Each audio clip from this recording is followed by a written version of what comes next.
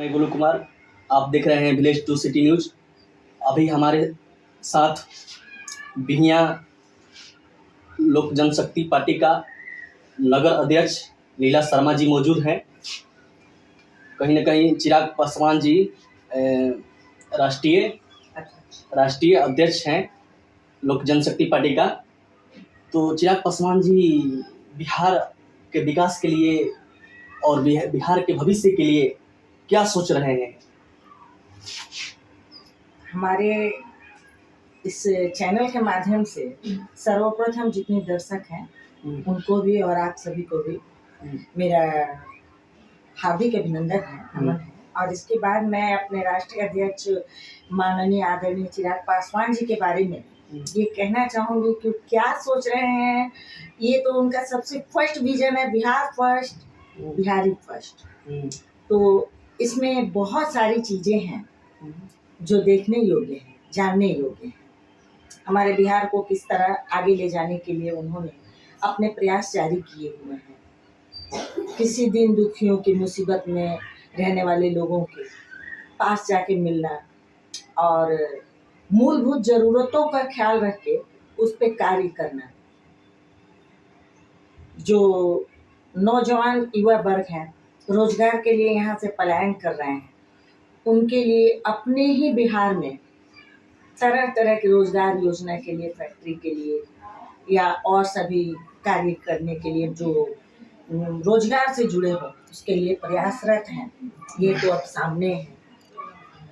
देखिए कहीं न कहीं जो है बिहार में महिला सशक्तिकरण पर आप क्या कहिएगा? देखिए, महिला सशक्तिकरण पे तो आज भी जो महिलाओं के साथ में कांड हो रहे हैं, रेप कांड है या मानसिक प्रताड़ना है या बहुत सारा चीज़ है जिसको अनदेखा तो नहीं किया जा सकता है किसी भी एंगल से। और इसमें सबसे बड़ी जिम्मेवारी जो प्रशासन की है, प्रशासन यहाँ पे अंधा और बहरा बना हुआ है, देख रहा है सारी चीज़ों को मगर खामोश है, चुप है या कहीं ना कहीं अपराधियों को खोज के उनके साथ है। बहुत कम जगह पे साथ देता है और देता भी है तो कब, जब घटना घटित हो जाता है, अगला बुरी तरह से महिला परेशान हो जाती है, दर दर भटकती है। अगर कोई उसमें किसी तरह का बात बहुत आगे बढ़ जाए, मामला खुलता है, तब जाके सबके सामने आता है और साथ देने के लिए लोग आगे आते हैं, प्रशासन आगे आते हैं। देखिए, ये लीला शर्मा जी कोई मामूली महिला नहीं है और कहीं न कहीं बड़े बड़े अधिकारियों और सीओ बीडीओ से भी ऊपर बड़े बड़े अधिकारियों को छक्का छुड़ा देती हैं और भ्रष्टाचार और करप्शन पर हमेशा कहीं न कहीं वो लड़ते रहती हैं उन लोगों से। इस पर क्या कहिएगा आप? देखिए, मेरा कहना इस पर यही है कि जो पदाधिकारी, मैं सभी को तो नहीं कह सकती कि सभी गलत ही हैं, लेकिन बहुत सारे लोग ऐसे हैं जिनमें भ्रष्टाचार मुक्त नहीं बनने दे रहे हैं बिहार को, और जिनमें अफसरशाही भरी हुई है। वो जानते हैं कि अगला गलत है, मगर गलत को इसलिए साथ देते हैं कि वो दबंगों के द्वारा गलती की जाती है और दबंगों के साथ हैं। मजबूर लाचार अगर सही भी है तो प्राय उन्हें साथ नहीं दिया जाता है।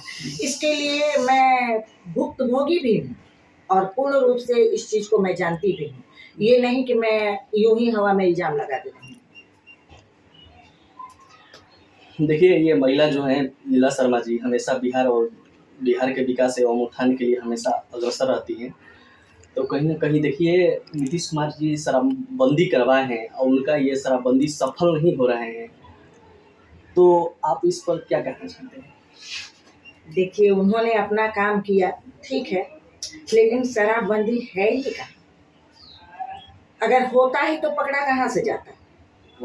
नंबर 1 तो सवाल यहीं पे उठता है कि आज भी है, लोग पीने वाले पीते ही हैं, बनाने वाले बनाते ही हैं, बेचने वाले बेचते ही हैं।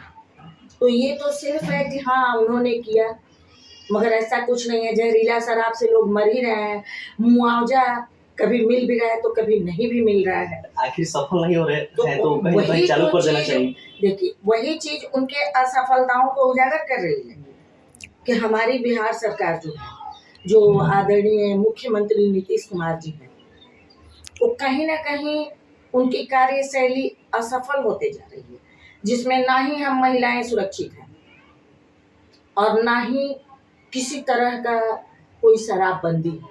बस दिखावा है कि शराब पकड़े गए, यहाँ पे इतना पेटी पकड़े। अरे भैया, कहाँ से पकड़ के लाए? विदेश से तो लाए नहीं, बिहार में ही पकड़े हैं। कैसे? आखिर मंगाया जा रहा है या बनाया जा रहा है? कैसे? बंद होता तो चारों तरफ पूरी तरह से बंद। देखिए, नीतीश कुमार जी जब से पिछले 10 वर्ष पहले वो कहीं ना कहीं विकास किए हैं बिहार को, लेकिन जब से गठबंधन किए हैं बीजेपी पार्टी से या आरजेडी से, तो कहीं ना कहीं अब देखिए 2 को पार्टी हो जाएगा तो 2 काम उसमें मन दौड़ेगा, दिमाग दौड़ेगा, तो दोनों के अनुसार ना काम होगा। उसके बाद जब से पलटू चाचा बने हैं ना, तब से कहीं ना कहीं बिहार का विकास जो है शिथिल पड़ गया है। देखिए, बिहार का विकास तो शिथिल पिछले कई सालों से पड़ा हुआ है। शिक्षा का स्तर गिर चुका है। शिक्षकों के प्रति जो लोग अपनी आवाज भी उठा रहे हैं अपने पैसों के लिए भी, किसान, शिक्षक, छात्र, तो लाठीचार्ज कर दिया जाता है, आंसू गैस चार्ज कर दिया जाता है। तो ये कहीं ना कहीं इंसानियत से नीचे गिरता हुआ चीज दिख रहा है। यहाँ अगर अपने अधिकारों की मांग कोई भी कर रहे हैं तो लाठीचार्ज तो नहीं करना चाहिए था, एक बार उन्हें सुनना चाहिए था। जातिगत चीजों के लिए जैसा कि लोहार जाति ने भी किया था, तो उस पर भी हुआ था। तो जहां तक चाहिए था कि उनके मांगों को एक बार सुना जाता, उस पर कोई ठोस कदम उठाया जाता या उनको संभावना भी दिया जाता। ये नहीं था कि लाठी ही चार्ज किया जाए, क्योंकि जो लोग वहां पहुंचते थे अपनी मांग को रखने के लिए, कहीं ना कहीं ये जनाधिकार को छीना जा रहा है। देखिए, जो है कहीं ना कहीं अब दूसरा सवाल है, मीडिया जो है लोकतंत्र का चौथा स्तंभ है। तो देखिए, बिहार में एक मनीष कश्यप पत्रकार है जो हौसला और करप्शन पर बात करने के लिए हमेशा अग्रसर रहते हैं, और वो अभी पटना बेऊर जेल में है। तो कहीं ना कहीं आखिर क्या कारण है कि अभी तक उनको जेल में रखा जा रहा है? देखिए, अभी ये तो मामला जांच का है, क्या नहीं है, मैं इस मामले में तो कुछ ज्यादा नहीं कह सकती। हाँ, मनीष कश्यप जी एक अच्छे पत्रकार हैं, उनके काबिलियत पे शक नहीं किया जाता या नहीं किया जा सकता है। सच को दिखाने के लिए, उजागर करने के लिए उन्होंने अपने देश के लिए जो भी कार्य किया है, इस बिहार के लिए जो भी किया है, बहुत अच्छा है, सराहनीय है। और वैसे अगर पत्रकार को बंद कर दिया गया है तो जो भी है इसके बारे में तो बहुत अच्छा नहीं है, लेकिन फिर भी क्यों किया गया है, मामला जांच का है, चल रहा है। मैं इस पे बहुत ज्यादा कुछ नहीं कह सकती हूँ। चलिए, देखिए, अगला लोकसभा चुनाव में लोक जनशक्ति पार्टी का राजनीतिक और रणनीति कैसा रहेगा? देखिए, ये तो जब चुनाव आने दीजिए, आने वाले समय में ही पता चल पाएगा, क्योंकि पहले से देखिए किसी चीज का आदमी आगाह नहीं किया जा सकता है, कहा नहीं जा सकता है।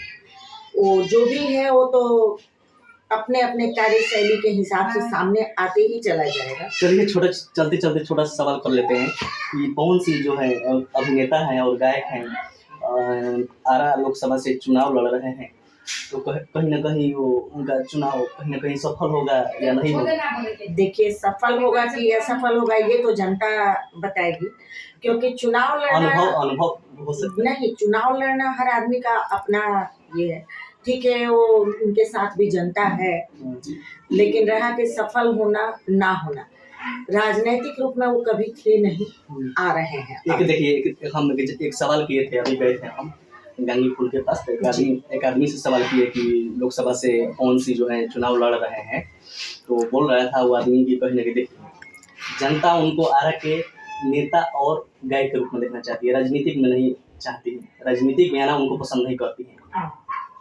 देखिए, अब ये नहीं मैं कह सकती हूँ, क्योंकि इसके लिए राजनीतिक में गायक से ही आए हैं हमारे जो मनोज तिवारी जी हैं, और इनके अलावा निरहुआ जी हैं, तो कई ऐसे दिग्गज कलाकार भी हैं, गायक भी हैं जो आए हुए हैं और सफल भी हैं।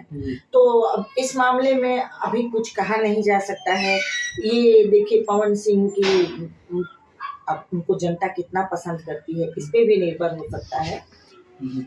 इस मामले में तो अभी मैं कुछ नहीं कह सकती हूँ।